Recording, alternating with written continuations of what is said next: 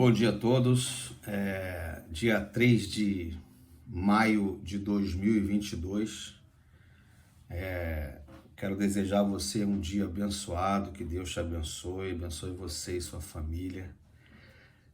Esse é o dia que o Senhor fez. O Senhor fez esse dia para você, para mim. Que Deus abençoe você e a sua família. E hoje, meditando na palavra de Deus, eu gostaria de comentar sobre um assunto muito discutido ao longo das décadas, ao longo do milênio, ao longo dos primeiros séculos da igreja, até o dia de hoje, que é a lei de Deus, né? E pensando nisso, é um assunto bastante extenso. Nós vamos comentar alguns textos da Bíblia, deixar que a palavra de Deus fale, não o Joel, não o homem, mas que Deus fale ao nosso coração. Existe uma ala do cristianismo, né? Muitas pessoas que afirmam que a lei de Deus não precisa ser mais guardada, a lei de Deus não precisa mais ser observada, e aí expressam o jargão que diz: nós estamos na graça, não precisamos mais da lei. Mas essa é uma inferência que a Bíblia não ensina. Pelo contrário, quando eu vou às Escrituras, nós vamos ver agora, quando eu vou às Escrituras, ao estudo das Escrituras, a gente percebe que a lei de Deus é eterna como o próprio Deus, né? A lei de Deus, ela é o caráter irrevogável de Deus. Isso é a lei de Deus. E que para mim ir para o céu, eu preciso da graça de Cristo. Tá? Deixar muito claro aqui que em momento nenhum a lei de Deus salva alguém. A salvação é simplesmente mediante a graça, tá? Mediante a Cristo. Graça é Cristo, é Jesus. Se a gente for olhar nas entrelinhas da palavra graça, é o sufixo charis, né, no grego. Então, graça é um dom imerecido. Então, a salvação é simplesmente pela graça. Mas a lei, uma vez que eu fui salvo para obedecer a Deus, obedecer aos mandamentos de Deus, obedecer às regras de Deus, obedecer aos estatutos de Deus. Porque não adianta eu ser salvo por Cristo e viver uma vida de desobediência. Nenhum reino, nenhum governo, nenhuma instituição subsiste sem regras, sem mandamentos, sem normas. E Deus, Criador dos céus e da terra, criou o universo. Tudo nesta vida precisa de normas, regulamentos e regras. E Deus não é diferente. Por isso ele tem as suas regras. Quando eu sou salvo em Cristo, mediante a fé, isso não vem de vós, é dom de Deus. Eu sou salvo em Cristo, eu sou salvo para obedecer a Deus. Obedecer a quê? Obedecer aos seus mandamentos, às suas normas, os seus preceitos. Por isso eu sou salvo, ok? Eu quero começar lendo a palavra de Deus. Você pode abrir a sua Bíblia em Eclesiastes, capítulo 12. Olha o que a Bíblia nos diz, o que apresenta Eclesiastes. Abra a sua Bíblia. Eclesiastes, capítulo 12, versículo 13. Presta atenção, essa é a palavra de Deus. É Deus falando comigo, ok? É Deus falando com você. Eclesiastes 12, versículo 13. Tudo o que tem ouvido, assuma é. Tudo que eu ouço, tudo que você tem ouvido, assuma o resultado. O final é temer a Deus e guardar os seus mandamentos, porque isto é o dever de todo homem. Tudo que você tem ouvido, assuma é temer a Deus e guardar os seus mandamentos. Esse é o ápice da vida de santificação. Porque uma vez que eu fui justificado por Cristo, agora eu entro no processo de santificação. E a Bíblia diz aqui em Eclesiastes 12, capítulo 12, versículo 13, de tudo que tem ouvido, a suma é temer a Deus e guardar os seus mandamentos. Porque este é o dever de todo ser humano, de todo homem. É o que a Bíblia diz. Não é o que o Joel está dizendo, é o que a Bíblia, a palavra de Deus diz. Tá certo? E você pode perguntar, quais são os mandamentos de Deus? Quais são? Se a suma é temer a Deus e guardar os mandamentos, qual é os mandamentos de Deus? Vamos deixar que a Bíblia diga qual é os mandamentos de Deus, ok? Eu não vou dizer, nenhuma pessoa vai dizer, quem vai dizer agora é a Bíblia, é a palavra de Deus. Então você vai abrir a sua Bíblia lá em Mateus 19, vamos abrir a nossa Bíblia, eu estou abrindo a minha aqui, você abre a sua aí, Mateus 19, a partir do versículo 16, vamos ver aqui. Quem vai dizer os mandamentos de Deus é o próprio Jesus, vai dizer quais os mandamentos de Deus. É Jesus que está falando aqui. É Jesus. Então, observa. Mateus 19, versículo 16 ao 20. Eis que alguém aproximando-lhe, perguntou, mestre, nós estamos aqui lendo Mateus 19, a partir do 16 ao 20. Aqui conta a história do jovem rico. Vamos ver? Eis que alguém, aproximando-se, lhe perguntou, mestre, que farei eu de bom para alcançar a vida eterna? Vou repetir. Um jovem, era rico, se aproximou de Jesus e perguntou, Senhor, o que eu devo fazer para herdar a vida eterna? Olha a pergunta, olha a profundidade da pergunta e agora olha a profundidade da resposta. Respondeu-lhe Jesus, por que me pergunta acerca do que é bom?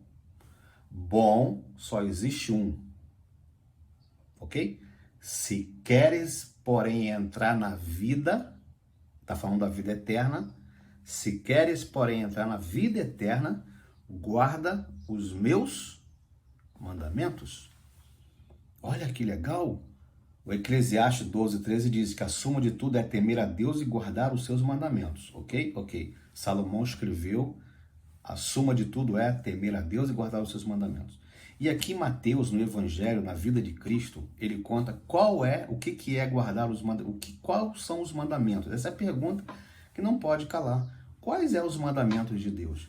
E aí Jesus diz assim para o jovem rico, se queres entrar na vida, guarda os meus. Aí ele perguntou, no versículo 18, e ele lhe perguntou, quais são os mandamentos? Né? Quais são os mandamentos? Eu pergunto para você. Quais são os mandamentos de Deus? Aí ele disse, respondeu-lhe Jesus, não matarás, não adulterarás, não furtarás, não dirás falso testemunho. Jesus estava citando o quê? O que Jesus está citando aqui? Quais são os mandamentos de Deus? Está citando a lei, os 10 mandamentos. Jesus citou alguns mandamentos, não citou todos, mas ele mostrou para o jovem quais são os mandamentos. Quais são os mandamentos que Eclesiastes, que o Salomão falou lá, temer a Deus e guardar os seus mandamentos, que é o dever de todos os homens. Jesus está respondendo aqui, quais são os mandamentos? Não matarás, não adulterarás, né? Honra pai e mãe. Ele está citando uma parte dos mandamentos. Ok? Não há dúvida de quais são os mandamentos de Deus. Jesus, o próprio Jesus, citou os mandamentos de Deus. Ok? Então, Joel, os mandamentos, a lei de Deus salva? Não. Ela não salva. A lei de Deus, ela é uma norma de obediência. Em todos os tempos, Deus quis do homem, requereu do homem obediência desde o Éden. Quando Deus colocou Adão e Eva no Éden, ele falou de todas as árvores do jardim, você pode comer todas as árvores. Mas a árvore da ciência do bem e do mal, essa você não pode comer. Observa, irmãos, meus amigos, obediência, Deus preza pela obediência. Obedecer a quê, Joel? Aos mandamentos de Deus, às ordens de Deus, obedecer a palavra de Deus sobre todas as coisas, ok? Todos os governos, todos os reis, todas as organizações do mundo funcionam em cima de regulamentos, funcionam em cima de regras, funcionam em cima de preceitos, funcionam em cima de normas. E você acha mesmo que Deus não tem as suas normas? Você acha que o reino de Deus não tem as suas regras? Você acha mesmo que o reino de Deus não tem as suas diretrizes? É claro que tem. E Deus deixou N exemplos na palavra de Deus sobre os mandamentos de Deus. Os mandamentos de Deus. Deus sempre teve, Deus tem e sempre terá uma lei, a lei do seu reino em vigor. Sempre. O universo, se você observar, ele é regido por leis. O universo é regido por leis. O ser humano é regido por leis. A natureza é regida por leis. Nós temos aí, se você for estudar sobre as leis, nós temos aí na criação de Deus o quê? A lei da gravidade. Você tem a lei da física, né? Quem estudou lembra das 3 leis da física de Newton, as 3 leis de Newton, né? São leis que regulamentam as coisas. Você tem a lei da atração, você tem a lei da semeadura, tudo que você planta, o que você planta você colhe. O universo, o mundo, as pessoas, as organizações são regidas por leis. E Deus, você acha que Deus que criou todas essas coisas, o reino que subsiste a todos os reinos, não tem as suas leis? Claro que tem as suas leis. E ele deixou escrita, o apóstolo Paulo, se você abrir a Bíblia aí, ó, o apóstolo Paulo, Romanos 7:12, abra a sua Bíblia, eu estou abrindo a minha aqui, ó, Romanos capítulo 7, versículo 12, vai dizer, sabe o quê? Olha o que o apóstolo Paulo vai dizer em Romanos 7, capítulo 7, versículo 12. Ele vai dizer assim, ó, porque por conseguinte, a lei é santa. O apóstolo Paulo está dizendo que a lei é santa. 7, versículo 12. Romanos capítulo 7, versículo 12 vai dizer, a lei é santa. Ok? O mandamento é santo, justo e bom. O apóstolo Paulo está dizendo que a lei é santa. E na Bíblia, quando tem a palavra santo ou santificado, é separado para uso sagrado. Quando Deus fala sobre santidade, sede santos como eu sou santo, sede santos, né? É porque sede separado. Santidade na Bíblia tem a ver com separado para uso sagrado. E Paulo vai dizer, a lei é santa, o mandamento é santo, justo e bom. Voltando a esse texto, o versículo 20, eu fechei aqui, mas vou abrir de novo. O versículo 20, o 7:12 acabamos de ler, mas o Romanos 7:20 eu quero ler para você aqui também, ó. Paulo vai confirmar, ele diz assim, 22, tá? O 22 vai dizer assim, porque no tocante ao homem interior, tenho prazer na lei de Deus. Paulo, quando escreveu Romanos 7, Paulo já era convertido. Paulo está descrevendo aqui a natureza humana em conflito com a natureza pecaminosa, a natureza humana em conflito com a lei, a natureza divina, a natureza de Deus, que quando nós somos justificados, aceitamos a Jesus, antes de aceitar a Jesus, temos uma única natureza, que é a natureza pecaminosa que governa, que dirige a vida das pessoas que não têm Jesus. Mas quando você aceita Jesus, você adquire uma nova natureza, a natureza de Cristo, a natureza espiritual. E ela entra em conflito com a natureza pecaminosa, com desejos carnais. E Paulo está dizendo que nesse conflito eu tenho prazer na lei de Deus. Quanto ao homem interior, eu tenho prazer na lei de Deus. Jesus já havia morrido na cruz. Paulo escreve Romanos 30 anos depois que Jesus já havia morrido na cruz. Digo isso porque existe uma ala do cristianismo que diz que quando Jesus morreu na cruz, eu não preciso mais guardar a lei. Mas Paulo está escrevendo isso aqui 30 anos depois que Jesus havia morrido. Paulo diz, a lei é santa, o mandamento é santo, justo e bom. Se você perguntar para mim, Joel, a lei de Deus durou até a cruz? Vamos deixar a Bíblia responder. Abra sua Bíblia em Salmos 111. Vamos ver aqui, Salmos 111, 7. Salmos 111, estou abrindo a minha Bíblia aqui. Salmos 111, 7 e 8. Quanto tempo dura a lei de Deus? Quanto tempo durará a lei de Deus? Vamos deixar que a Bíblia responda. Não é o homem que tem que responder, é a Bíblia que tem que responder.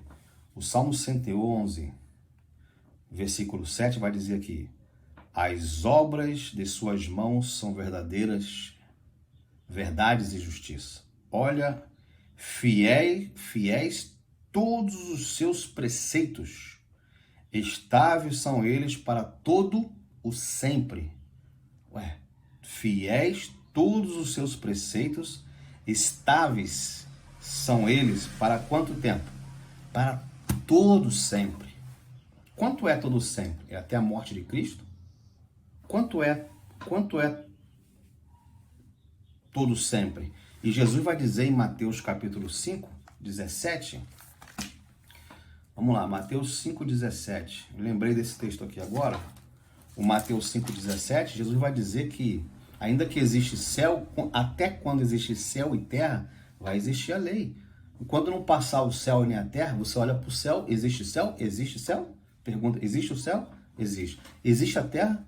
Existe. Então vamos ver o que Mateus 5, 17 e 18 vai dizer. Não penseis que vim revogar a lei.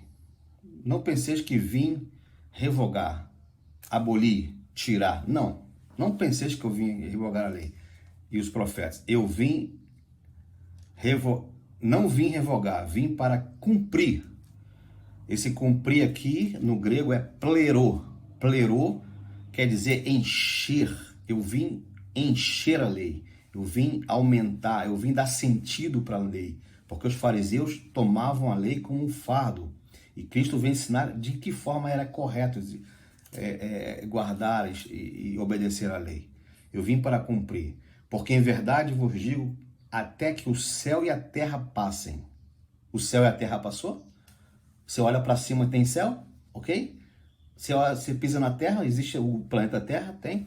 Até que o céu e a terra passe, nem um jota, nem um tio, jamais passará da lei. Olha, até que tudo se cumpra. Tudo se cumpriu ainda? Jesus já voltou? As coisas, todas as profecias se cumpriram? Não. O céu e a terra passaram? Não. Nem um jota, nem um tio pode ser tirado da lei, ok? Nada. Jesus disse. Então não sou eu que estou dizendo, não é o pastor da igreja que está dizendo. Ninguém pode ter autoridade de... Você pode não querer obedecer a Deus. Você pode não querer cumprir o que está escrito aqui. Terá suas consequências. Nenhum mortal, preste atenção no que eu vou te dizer. Nenhum mortal dessa terra tem autoridade de tirar a santidade daquilo que Deus santificou. Nenhum mortal. Por exemplo, o sábado. Quando Deus cria o sábado na criação, quando Deus criou o sábado, abra sua Bíblia em Gênesis capítulo 3. Eu vou abrir a minha aqui. Gênesis capítulo 3. Perdão, Gênesis capítulo 2, versículo 1 e 2, diz assim, ó. Assim, porém, foram acabados os céus e a terra e todo o seu exército. Versículo 2. E, havendo Deus terminado o dia sétimo de sua obra que fizera, descansou nesse dia de toda a obra que tinha e abençoou Deus o dia sétimo e santificou. Deus fez 3 coisas nesse dia. Deus abençoou, descansou e santificou. Joel, o único dia que Deus abençoou na criação é o 7º dia. O único dia que Deus descansou foi no 7º dia. Deus não se cansa, simbólico, exemplo. E o único dia que Deus santificou foi o 7º dia. Então, o que Deus santifica, nenhum mortal da face da terra pode tirar essa santidade. A lei de Deus é santa. Deus santificou. Quem sou eu para dizer que a lei não existe? Quem sou eu para dizer que a lei não pode ser cumprida? Quem sou eu?